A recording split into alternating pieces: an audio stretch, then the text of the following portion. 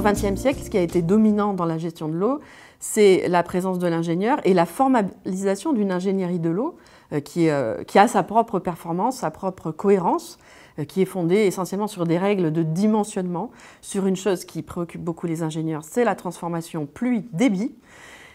Ils n'ont toujours pas trouvé la bonne réponse, mais ça n'est pas grave.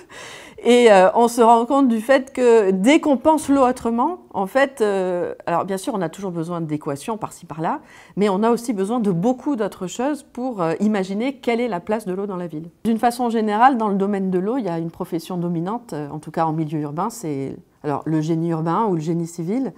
Mais ce dont on se rend compte quand on essaye de penser la question de l'eau un peu différemment, c'est qu'il faut ouvrir sur d'autres disciplines et il faut impliquer en quelque sorte les autres disciplines. Par exemple, l'urbanisme, ne serait-ce que parce que quand on dit que les eaux pluviales doivent être gérées à la parcelle ou bien doivent s'infiltrer dans le sol, eh bien on arrive tout de suite à une question de surface. Et finalement, les surfaces, qui c'est qui les gère? Ce sont les urbanistes. Donc là, il y a une forme de nécessité qui devrait faire loi, même si ce n'est pas forcément le cas.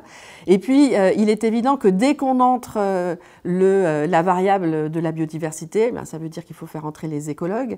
Et puis, si l'on rentre la variable du cadre de vie, des aménités, urbaine, eh bien, il faut faire rentrer les sociologues. Si on parle d'îlots de chaleur urbains, eh bien, il faut des climatologues, etc., etc. Et si l'on parle de récupération de l'azote et du phosphore pour l'agriculture, eh bien, il faut des agronomes. Donc, en fait, on a un véritable besoin d'interdisciplinarité. Et ce n'est pas un mot vain, c'est encore une fois une nécessité pour repenser cette question de l'eau dans la ville.